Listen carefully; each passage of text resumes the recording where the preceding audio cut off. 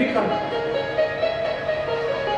છોકરાએ જઈને શીર ઉપર માથા પસાવ્યા. મારો કહેવાનો અર્થ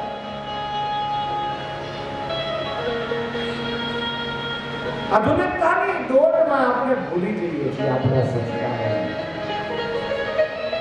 આધુનિકતા એડવાન્સ જીવવું જરૂરી છે. વર્તમાન યુગ આને જીવો, મારી ના નથી. એટલા બધા એડવાન્સ ન થઈ જાવ કે આપણે આપણાથી દૂર થઈ જઈએ. अपनों से दूर करते ऐसा संस्कार हमारा है. माँ बाप ना प्रेम ने ओळख છે. આપણે ભણેલા હોય ને ઘણી વખત આપણને લાગે મા બાપ મીડિયા વેલા કરે છે, એને ખબર નથી જૂની પેઢીના. આજે ઘણા લોકો વાતો કરે છે જૂની પેઢી નવી પેઢી જનરેશન ગેમ. હવે જનરેશન ગેમ વાળો ખાવા મા બાપને છોકરાને ગેમ હોય જ નહીં. એનો અંશ છે, એમાં ગેમ હોય. પ્રેમમાં કોઈ દિવસ ગેમ ન હોય શકે. મા બાપ તો મા બાપ છે. તમે ભલે ભણ્યા વિદ્વાન થયા બધી આધુનિક દુનિયા જુઓ. ઘણા લોકો એમ કહે ને મા બાપને એમ કહેતા હોય તમે અમારી હાથે હું કર્યું તો તમે મા બાપને કહેતા હોય એ તો બાપ સારો કહે નહીં. નહીતર એમ કહેવું જોઈએ મેં તને મોટો કર્યો બાપ. તો કહે ને મારી હાથે હું કર્યું મેં તને મોટો કર્યો. કવિ ઇન્દુલાલ ગાંધીનો એક કાવ્ય છે બહુ પ્રખ્યાત છે. આધુનિકતાનું કાવ્ય શાયદ આપણે સાંભળ્યું. અદ્ભુત છે. ગામડાની ગરીબમાં વિધવા દીકરાને ધીરે ધીરે વસ્તુ વેચી દીકરાને મોટો કરે ભણાવે બધું વેચાઈ જાય. છોકરો મુંબઈ કમાવા છે. ઇન્દુલાલ ગાંધી મૂળ પાકિસ્તાન, ભારત પાકિસ્તાનના ભાગલા થયા ત્યારે હાથે પગે ભાગી આપણા ગુજરાતમાં અને એમાં મોરબી રહેણા કર્યું. મોરબી આકાશવાણી કેન્દ્ર રાજકોટ ઉપર એનાઉન્સર તરીકે નોકરી કરતા કવિ ઇન્દુલાલ ગાંધી એનાઉન્સર તરીકે.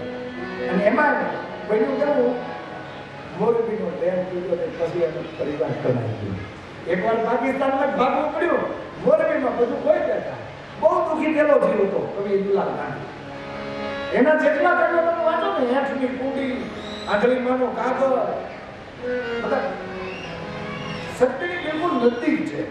અને પીડા એને લખ્યું છે ગામડાની માં દીકરાને ઉજારી મોટો કરે બધું વેચી નાખે પછી દીકરાને કમાવા મુંબઈ મોકલે અને દીકરો માનો ભૂલી જાય. માં ગામના વેપારીના દીકરા પાસે પત્ર લખાવે છે ટપાલ. ત્યારે મોબાઈલ ને SMS ને ફોન ને મોટા વાત અમૃત ભરેલું અંતર જેનું સાગર જેવડું સા. ઇન્દુલાલ ગાંધીનું આ કાવ્ય છે. આ કવિ નાનો કાવ્ય. અમૃત ભરેલું અંતર જેનું સાગર જેવડું સા. પૂનમ સંગના પાનિયા પૂનમ દોષી લખા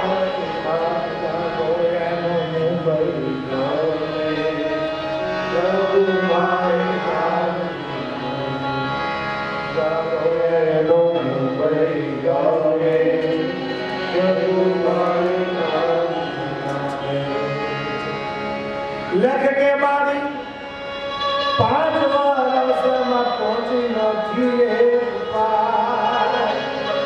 લખ કે મારી 5 વર્ષમાં પહોંચી નથી એક પાર. એક માં પોતાની વેદના લખાય છે પીડા. લખ મારી 5 વર્ષમાં પૈસો નથી. કાગળ લખ કે મારી 5 વર્ષમાં પહોંચી નથી એક પાર. કાગળની એક સબરથી કાગળની એક સબરથી તારી મળી નથી સમાચાર સાંભળી તારા એવો મારે સમાચાર સાંભળી તારા એવો મારે બેટા આ 5-5 વર્ષના વાના લાવી ગયા તું ગયો એ પૈસા તો તે કોઈની મને મોકલ્યા નથી પણ કપાલે કાળી લગાય નો લગાય આ તો બીજા મને સમાચાર આપે કે મારી તમારો છોકરો ત્યાં મળે ને બજાર હોટલમાં ખાવા જતો હોય રોજ નવા નવા દુગડા કરે નવી નવી હોટલોમાં ખાય એ ગામના મને સમાચાર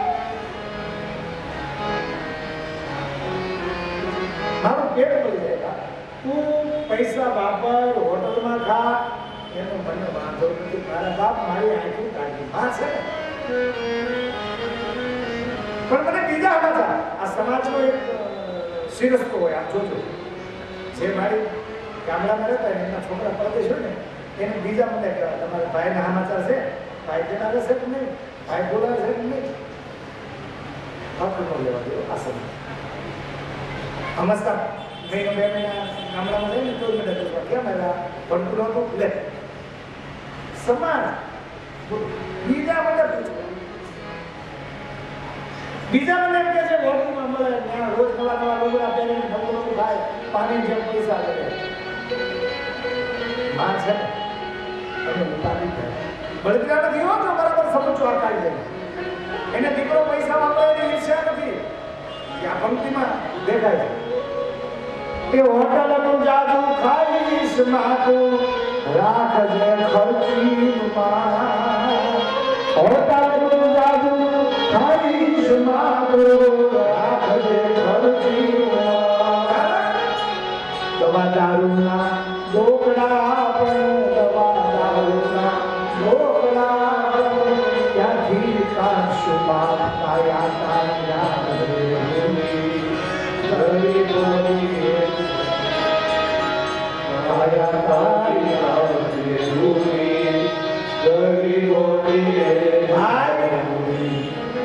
બેટા હોટલનો બહુ ખાતો નહીં તો માંદો પડી જાય આ જો માને કેવું છે તું હોટલનો ખાય ને પછી માંદો પડી જાય માંદો પડી પછી તમને કોઈ નહીં રાખે બેટા તારે આયા જ આવવું પડે તને એમ થાય મારી માં છે ને પણ આપણે તો ગરીબ છીએ દવાના પૈસા ક્યારે કાઢશું બા એ ભાઈ દીકરા આપણા ગરીબની મૂડી છે શરીર હાચવું તો ગમે ને મળ કરીએ મજૂરી કરી ભરી ખાઈએ પણ તું શરીરને હાચો છે બાપ આપણી મૂડી જ